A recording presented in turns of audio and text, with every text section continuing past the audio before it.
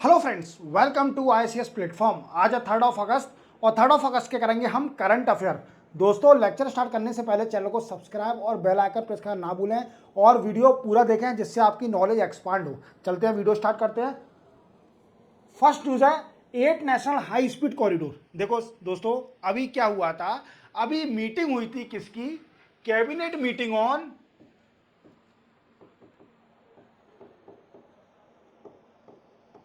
Cabinet meeting on economic affair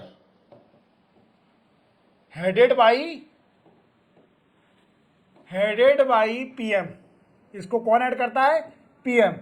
अब इसने दोस्तों क्या किया है कि 8 नेशनल हाई स्पीड कॉरिडोर को अप्रूव कर दिया है। व्हाट आई मीन्स, इंडिया में 8 हाई स्पीड कॉरिडोर बनेंगे जो कि नेशनल हाईवे, आप जानते हो जो एक्सप्रेस वे होती है, ऐसे कॉरिडोर होते हैं जो कि नेशनल हाईवे हैं, इतने दमदार हाईवे कि आपको पता ही नहीं चला कि आप कब पहुंच गए दिल्ली से आगरा। तो ऐसे हाईवे बनाए जाएंगे 8 स्पीड हाई स्पीड कॉरिडोर के। क्लियर? अप्रूव किसने कर दिया है? Cabinet committee on economy affair headed by prime minister. अब इसमें क्या है दोस्तों, देखो आप जानते हो जितने भी नेशनल हाईवे बनते हैं वो प्राइवेट पब्लिक पार्टिसिपेशन के होते हैं। मींस जो प्राइवेट प्लेयर होता है उसे इनवाइट किया जाता है कि आप आइए, इन्वेस्ट करिए और हाईवे बना के दीजिए, और आपको कंसेशन में दिया जाएगा, आपको पीरियड दिया जाएगा, लीज पे दे दिया जाएगा, आप अपना पैसा रिकवर करिए by toll plaza, then after transfer कर दीजिए सरकार को, और जब तक आप मैनेज भी करोगे। तो दोस्तों, इसमें कई सारे वीकेंड से प्रोसेस हैं जो कि प्राइवेट प्लेयरों को ऑक्शन में बुलाया जाता है। तो इसमें 3 तरह की प्रोसेस होती है हाईवे बनाने के। सबसे पहला होता है बीओटी, जिसका फुल फॉर्म होता है बिल्ड ऑपरेट ट्रांसफर। क्लियर? दूसरा होता है दोस्तों E engineering procurement and construction. Engineering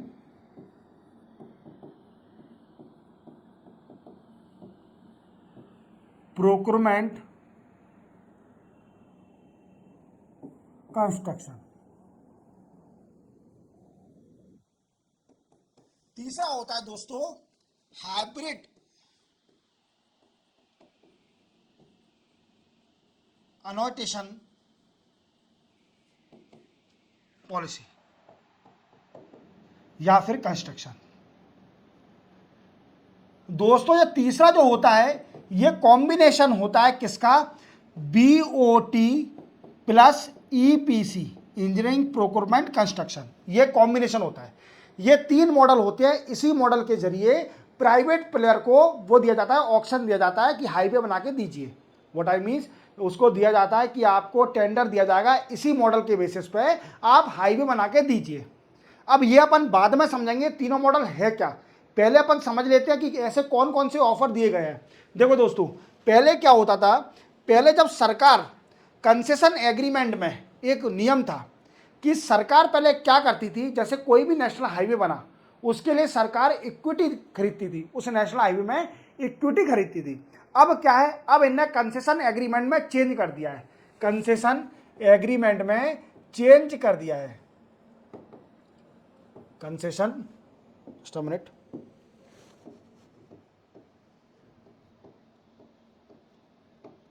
concession agreement में चेंज कर दिया है। क्या चेंज कर दिया है कि अब सरकार 40% of the cost of project would pay to private player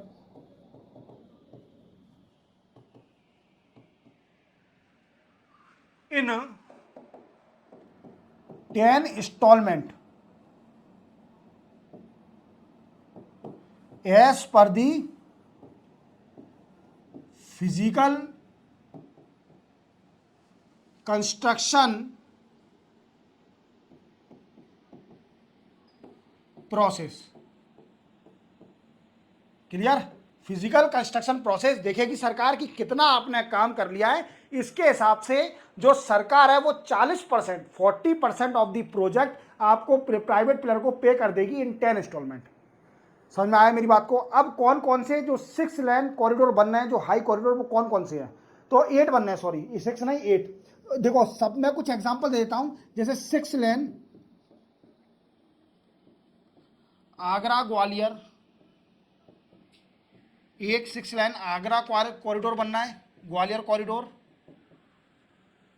दूसरा है अहमदाबाद में बनना है एक 6 लेन।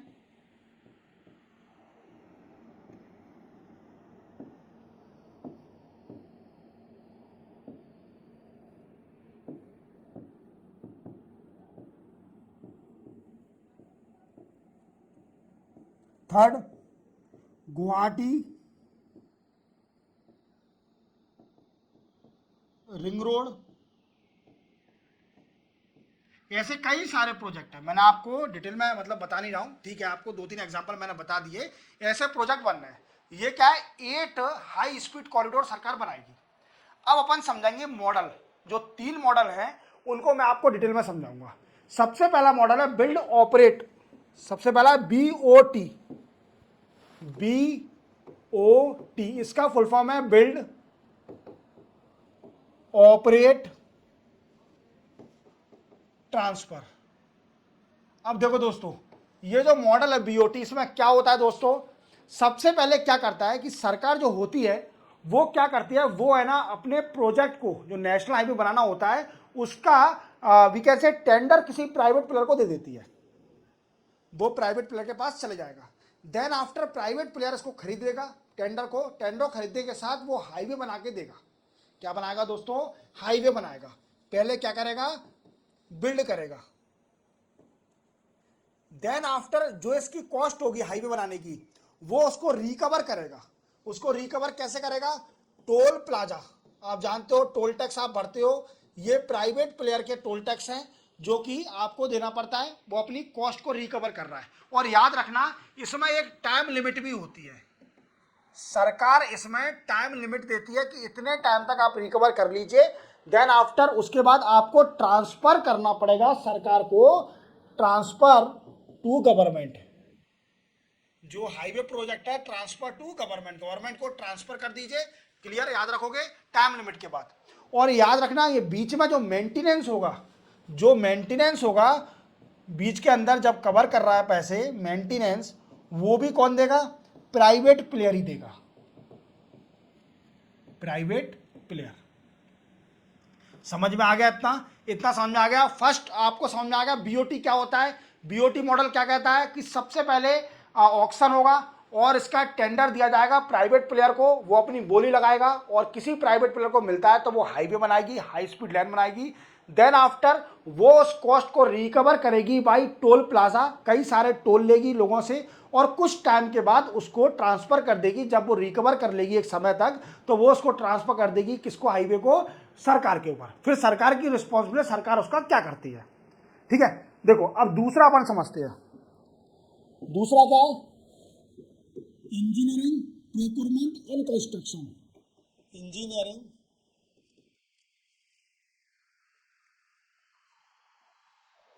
Procurement construction. अब इसमें दोस्तों क्या है कि देखो प्राइवेट प्लेयर को तो मिलेगा, क्योंकि सरकार पे इतना काम है कि सरकार हाईवे बनाएगी थोड़ी। सरकार तो हमेशा टेंडर ही देती है। सरकार टेंडर जरूर देगी प्राइवेट प्लेयर को, पर प्राइवेट प्लेयर अपना पैसा नहीं लगाएगा इसमें। क्या करेगा? अपना पैसा नहीं लगाएगा, सरकार इसको पैसा देगी। सरकार इसको पैसा देगी। Means private player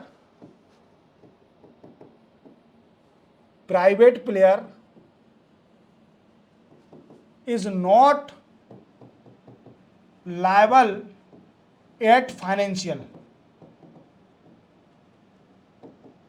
means financial के लिए लायबल नहीं है। वो सरकार इसको पैसा देगी या अपनी इंजीनियरिंग टेक्नोलॉजी का यूज करके, उस पैसे का यूज करके हाईवे बनाएगा दोस्तों। देन आफ्टर ये ट्रांसफर कर देगा किसको? सरकार को, ट्रांसफर टू गवर्नमेंट। समझ में आया? ट्रांसफर कर देगा किसको? गवर्नमेंट को ट्रांसफर कर देगा। तो आपको समझ में आ गया इंजीनियरिंग प्रोक्योरमेंट एंड कंस्ट्रक्शन। समझ में आ गया। और मेंटेनेंस सरकारी संभालेगी सब कुछ, सब उसके बाद सरकार का काम होगा। और सरकारी टोल प्लाजा जो टोल टैक्स होगा सरकारी उसको लेगी, receive toll tax by government, government ही इसको रिसीव करेगी टोल टैक्स को, ठीक है, याद रखोगे। अब तीसरे मॉडल पर चलते हैं, जैसे मैंने आपको बताया था hybrid annuity model, hybrid annuity model, hybrid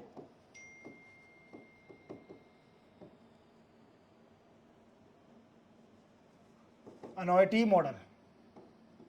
अब ये मॉडल क्या है दोस्तों, ये कॉम्बिनेशन है किसका, BOT plus EPC, BOT plus EPC.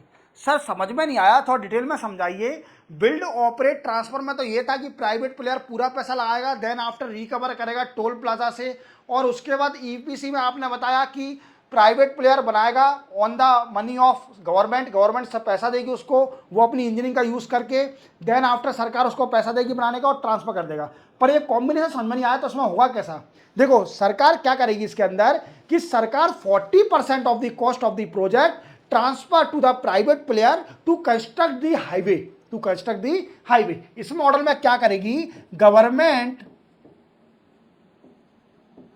Government pay 40% of cost of project transfer to private players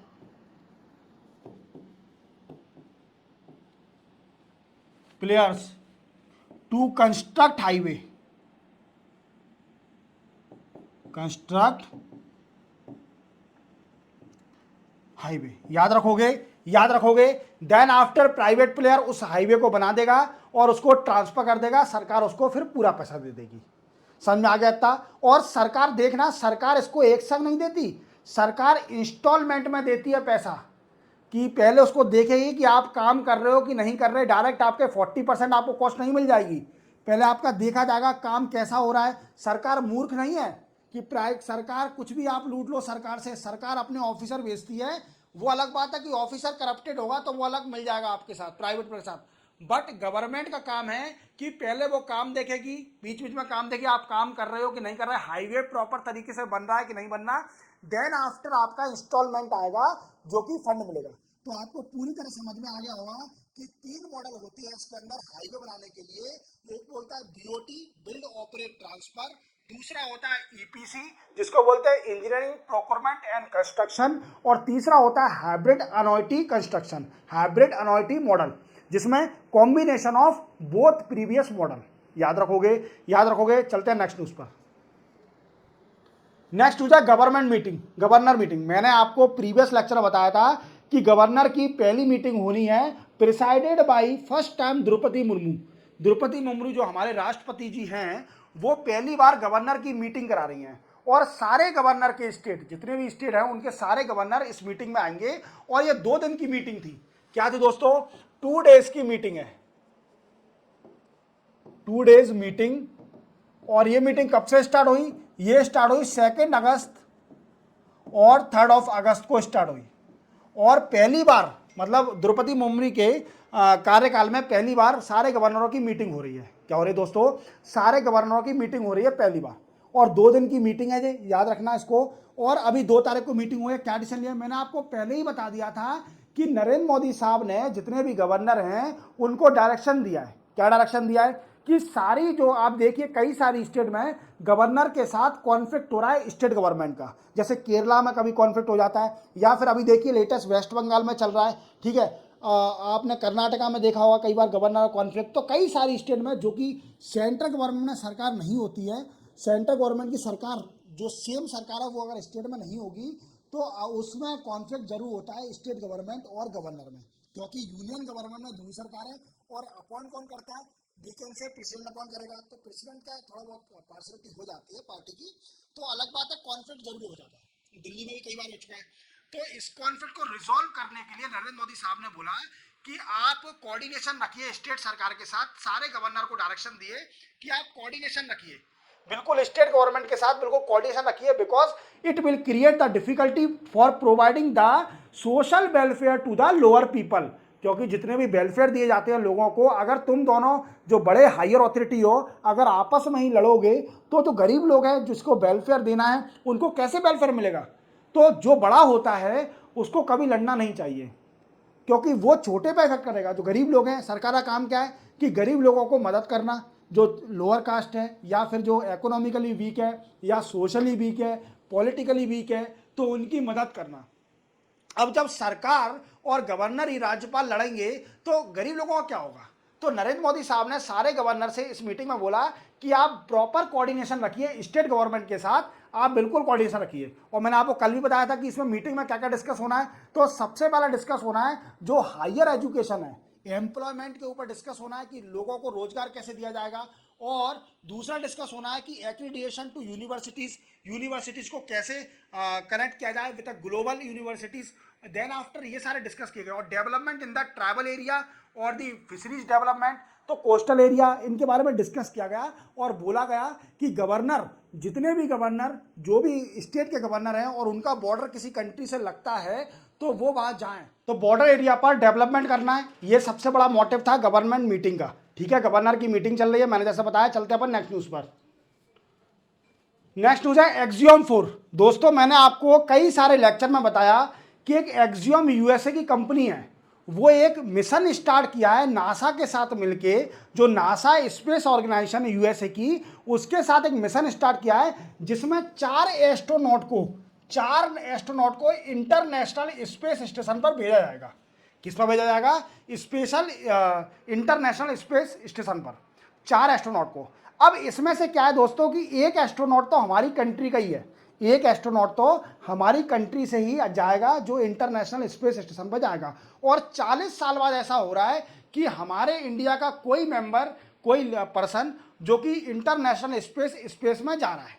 समझ में आ रहा है मेरी बात को? अब ये कौन है और एक्सियोम क्या है और ये मिशन क्या है, कैसे लॉन्च किया जाएगा, इसके बारे में अपन सब जानेंगे। देखो दोस्तों, एक्सियोम एक प्राइवेट कंपनी है, प्राइवेट स्पेस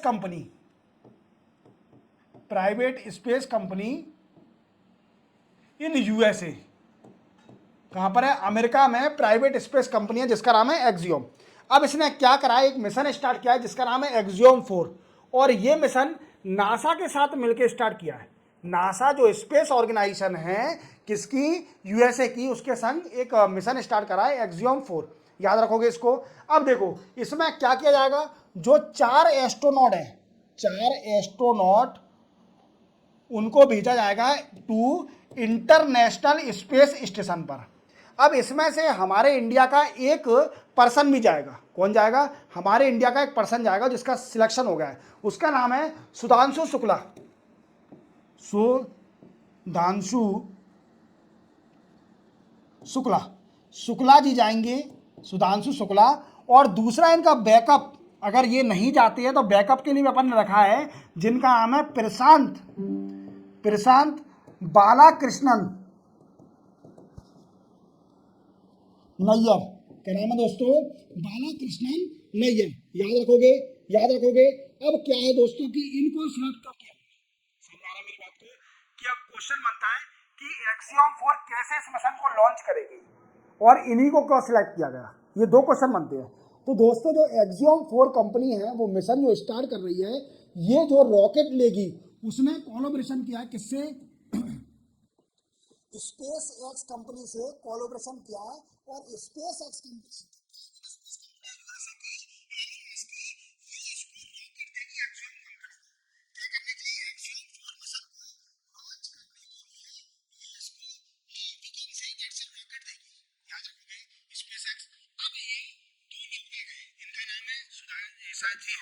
सुधांशु शुक्ला और ये है प्रशांत बालाकृष्णन नैयर।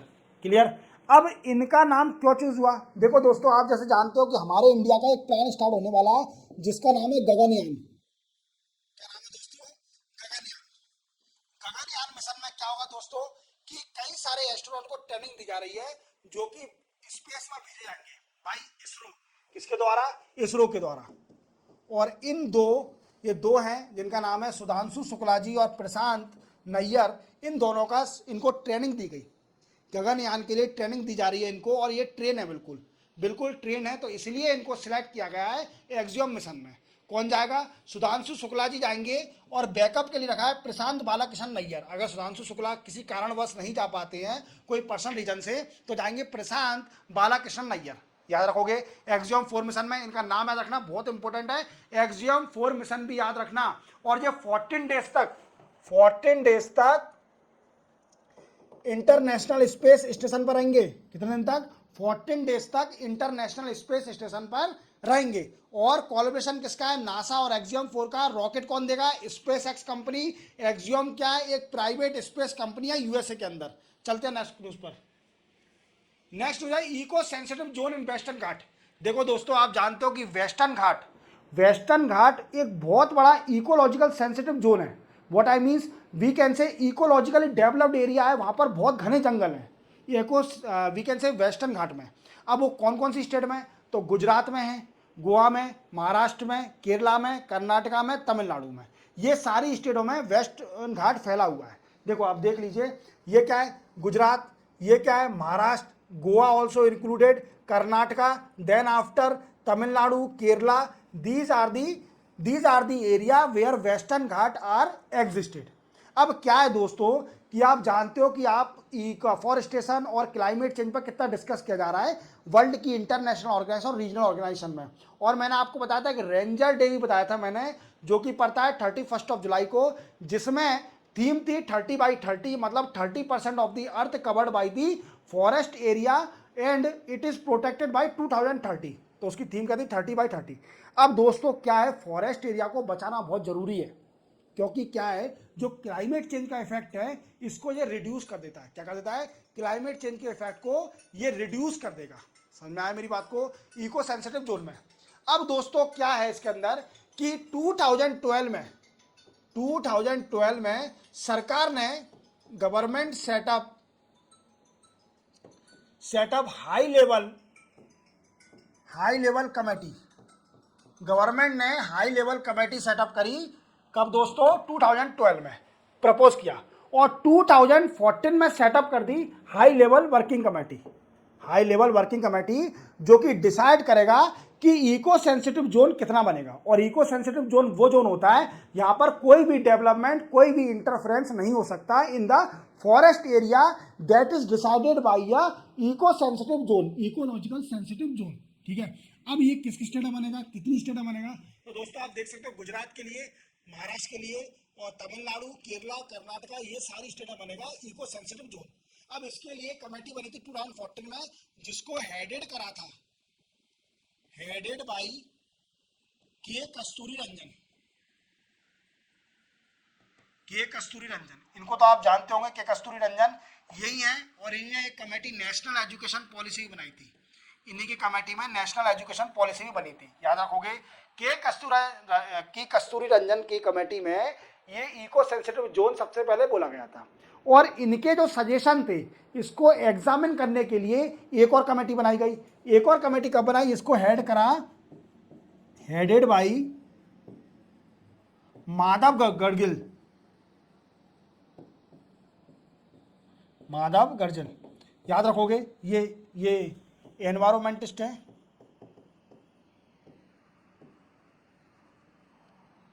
याद रखोगे माधव गर्जिल की कमेटी बनाई, जो कि एग्जामिन करेगी किसके? Suggestion of the K Kasturirangan, that was set up in 2014 to develop the eco sensitive zone, ecological sensitive zone in Western Ghat. अब दोस्तों सरकार अभी न्यूज में क्यों है? सरकार ने इसका 6th नोटिफिकेशन निकाला है to developed the eco sensitive zone in Western Ghat. Western Ghat आप जानते हो कि फॉरेस्ट एरिया है, बहुत घने जंगल हैं, और इसको प्रोटेक्ट करना सरकार की रिस्पॉन्सिबिलिटी है, क्योंकि हमें हरियाली नेचर बड़ा अच्छा लगता है। ये क्लाइमेट चेंज को बचा सकता है, जो भी हमारे इफेक्ट हो रहा है क्लाइमेट चेंज के कारण, इससे बचा सकता है। तो एक पर्टिकुलर एरिया डिसाइड कर दिया जाएगा, जिसको बोलते हैं इकोलॉजिकल सेंसिटिव जोन। यहाँ पर कोई भी डेवलपमेंट, कुछ भी इंटरफेरेंस नहीं हो सकता जंगल के अंदर। समझा मेरी बात को? तो तो इसके लिए 2014 में कमेटी बनी थी जिसको हेड करता के कस्तूरी रंजन, और उनके सजेशन दिए गए थे to develop the eco sensitive zone. और इस कमेटी के सजेशन को रीड करने के लिए एक और कमेटी बनी जिसको हेड करा माधव गडजिल, और उन्हीं के एग्जामिन करने के कारण 6th नोटिफिकेशन अभी निकाला है जो कि इको सेंसिटिव जोन बनाएगा वेस्टर्न घाट के अंदर। समझ आया? 6th नोटिफिकेशन याद रखना। और अप्रोक्सीमेटली कितना है? 56,825 स्क्वायर किलोमीटर, या एग्जैक्ट तो मुझे नहीं पता, 56,825 स्क्वायर किलोमीटर एरिया, इतना एरिया इको सेंसिटिव जोन बनना है, इकोलॉजिकल सेंसिटिव जोन। इतने एरिया में कोई इंटरफेरेंस नहीं हो सकता। समझ में आ रहा है मेरी बात को? चलते हैं नेक्स्ट न्यूज पर। नेक्स्ट न्यूज है दोस्तों नजुल प्रॉपर्टी। दोस्तों नजुल प्रॉपर्टी क्या होती है और यूपी में अभी घमासान क्यों मचा हुआ है? अपोजिशन पार्टी क्यों ऑब्जेक्शन उठा रही है? नजुल प्रॉपर्टी क्या किया यूपी सरकार ने? यूपी सरकार ने एक बिल निकाला है जिसका नाम है Nazul property. Nazul property maintenance and use for public purpose, use for public purpose bill 2024। UP सरकार ने एक बिल निकाला है जिसका नाम है नजुल प्रॉपर्टी मेंटेनेंस या मैनेजमेंट बोल सकते हैं, मैनेजमेंट या मेंटेनेंस, मैनेजमेंट ज्यादा वर्ड सही रहेगा, मैनेजमेंट ही है, मेरे दिमाग से मेंटेनेंस निकल गया। Management and use for public purpose bill 2024। दोस्तों ये बिल निकाला यूपी सरकार ने। अब इस बिल में ऐसा है क्या और नजुल प्रॉपर्टी होती क्या है? तो देखो दोस्तों मैं आपको बताता हूं, नजुल प्रॉपर्टी वो प्रॉपर्टी होती है जो कि सरकार ओन करती है, जिसको गवर्नमेंट ओन करती है। ऐसी प्रॉपर्टियां जिनको गवर्नमेंट ओन करती हैं but not manage by the state government, but not manage by the state government, मतलब स्टेट गवर्नमेंट इसको मैनेज नहीं करती है पर सरकार ओन जरूर करती है इसको। अब नजुल प्रॉपर्टी है क्या? तो दोस्तों अंग्रेज की जब सरकार थी हमारे भारत में तो क्या हुआ था कि जब अंग्रेज लोग गए थे यहां से देश छोड़कर, हमारा देश आजाद हुआ था, तो कुछ प्रॉपर्टी गवर्नमेंट ने अपने ऊपर एक्वायर कर ली थी। गवर्नमेंट ने जो ब्रिटिश की प्रॉपर्टी थी वो सरकार में चली गई, नजुल प्रॉपर्टी। अब इस प्रॉपर्टी का यूज सिर्फ ओनली यूज करा जाता है फॉर एडमिनिस्ट्रेटिव वर्क और for the settlement of the displaced people. समझ में आ रहा है मेरी बात को? डिस्प्लेस पीपल को सेटल करने के लिए, एडमिनिस्ट्रेटिव वर्क करने के लिए ये सिर्फ ओनली यूज करा जा सकता है पब्लिक यूटिलिटी के लिए। नजुल प्रॉपर्टी का यूज करा जा सकता है, नजुल प्रॉपर्टी का use for public utility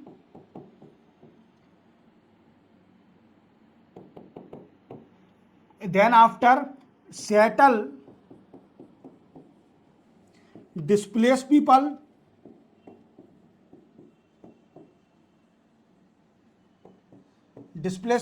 then after administrative work। पर इसका कोई पर्सनल यूज नहीं कर सकता एडमिनिस्ट्रेटिव वर्क के लिए। समझ में आया? अब क्या हुआ है कि कई सारे लोग ने इलीगली एक्वायर कर लिया है नजुल प्रॉपर्टी को। कई सारे लोग 60 70 साल से नजुल प्रॉपर्टी, जो यूपी में नजुल प्रॉपर्टी है उसमें रह रहे हैं।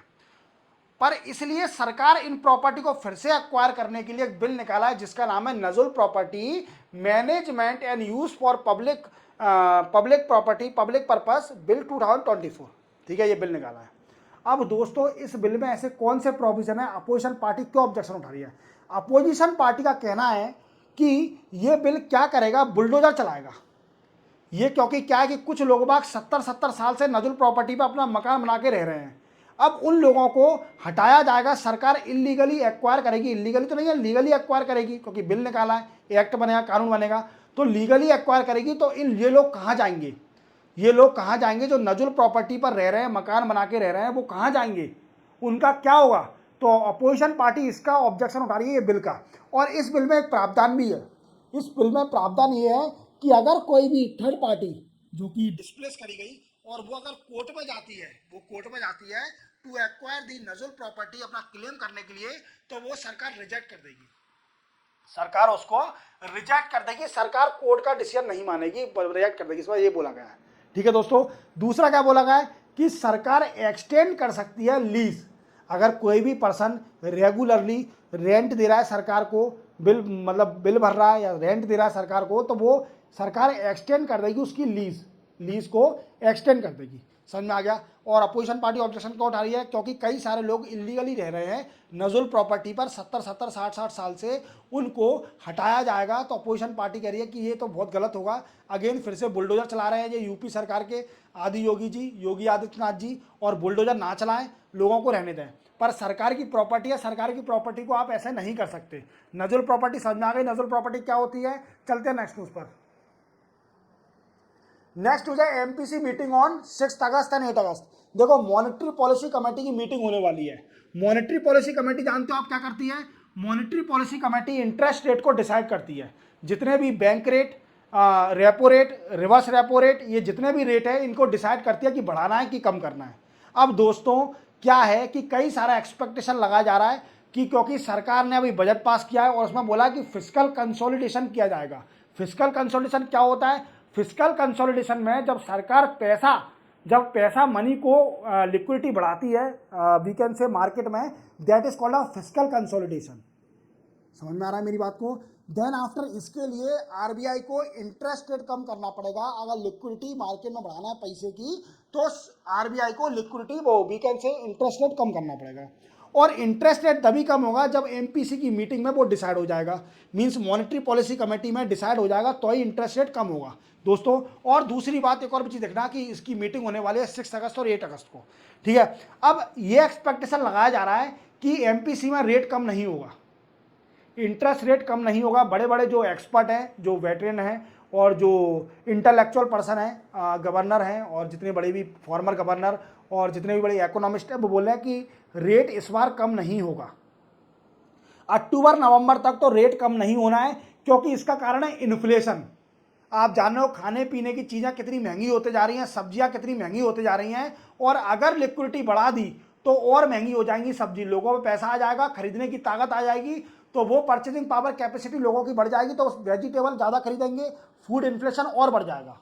तो इसलिए सरकार इंटरेस्ट रेट नहीं बढ़ाए, कम करेगी, और वो उतना ही रहेगा। एमपीसी की मीटिंग होने वाली, सिंपल सी न्यूज़ थी। अब मीटिंग होती है तब बताऊंगा डिटेल में, अभी सिर्फ ओनली इतना जान लीजिए, ठीक है। चलते हैं नेक्स्ट न्यूज़ पर। Network operation centre. Network operation centre, जैसे कि आप जानते हो कि ज्योतिरादित्य सिंधिया जी नरेंद्र मोदी 3.0 में मिनिस्टर बन गए। वो मिनिस्टर किसके बने हैं? मिनिस्टर ऑफ कम्युनिकेशन के। किसके बने हैं? मिनिस्टर ऑफ कम्युनिकेशन के। और पूरा टेलीकॉम सेक्टर किसके अंडर में? ज्योतिरादित्य सिंधिया के अंडर में। अब ज्योतिरादित्य सिंधिया ने क्या किया है दोस्तों? ज्योतिरादित्य सिंधिया ने एक नेटवर्क ऑपरेशन सेंटर स्टार्ट किया है। नेटवर्क ऑपरेशन सेंटर स्टार्ट किया है, एनओसी जिसको शॉर्ट में बोलते हैं, for protection of telecom network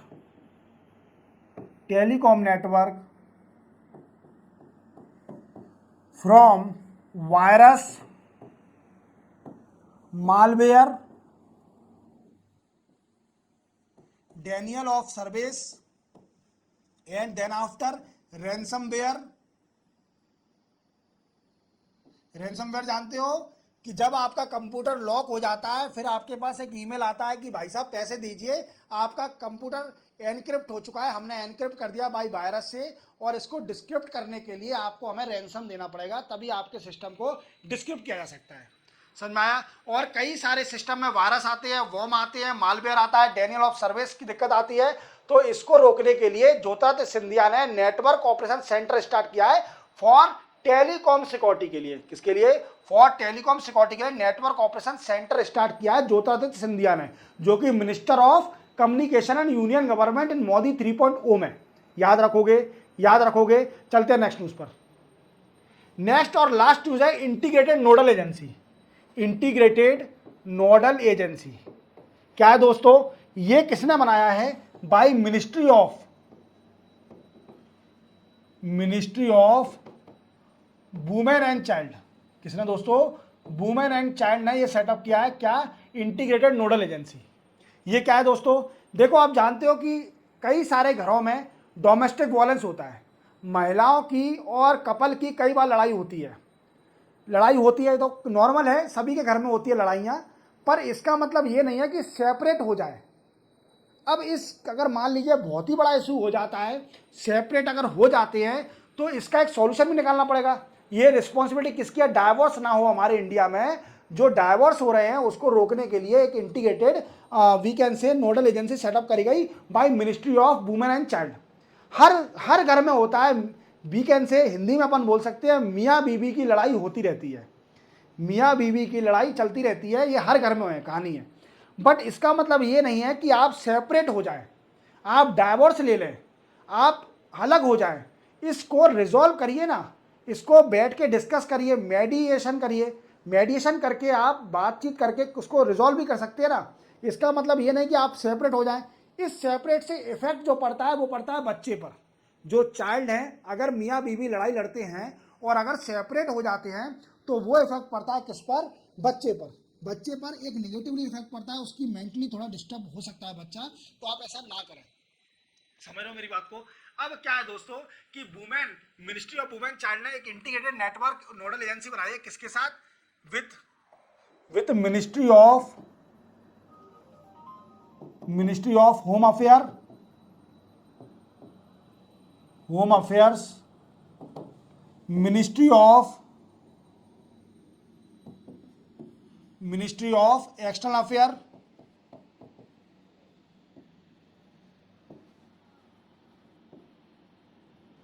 and ministry of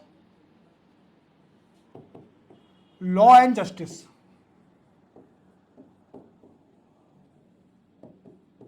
law and justice, in ministry के साथ मिलके एक इंटीग्रेटेड नोडल एजेंसी सेटअप करी है ministry of women and child ने। अब इस मिनिस्ट्री में क्या होगा दोस्तों? इस मिनिस्ट्री में होगा मेडिएशन। क्या होगा दोस्तों?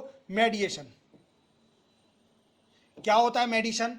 देखो दोस्तों, क्या होता है कि जैसे मान लीजिए कोई कपल है, इंडियन कपल है, कोई भी कपल विदेश में रह रहा है, और अगर उनकी लड़ाई हो जाती है, तो क्या करती है, एक कपल जो स्पाउस है, जो भी वीकेंड से कपल, एक सिंगल जो पर्सन है, वो अपने बच्चे को लेकर विदाउट परमिशन इंडिया आ जाता है, या फिर महिला इंडिया आ जाती है अपने बच्चे को लेकर, और उसके बाद उनमें डाइवोर्स हो जाता है। तो इसको रिजॉल्व करने के लिए इंटीग्रेटेड नोडल एजेंसी बनाई है ministry of women and child ने, मिनिस्ट्री ऑफ एक्सटर्नल अफेयर मिलके। तो आप सिंपल एक चीज़ याद रखना है, इंटीग्रेटेड नोडल एजेंसी रखना है याद। कोई भी वुमेन डोमेस्टिक वायलेंस में आता है तो आप इंटीग्रेटेड नोडल एजेंसी के बारे में डिफाइन कर देना। इसी के साथ 3 अगस्त के करंट अफेयर कंप्लीट होते हैं। दोस्तों चैनल को सब्सक्राइब और बेल आइकन प्रेस करना ना भूलें, और हमेशा वीडियो पूरा देखें। मिलते हैं हम कल 4 अगस्त को नए करंट अफेयर के साथ। तब तक के लिए जय हिंद।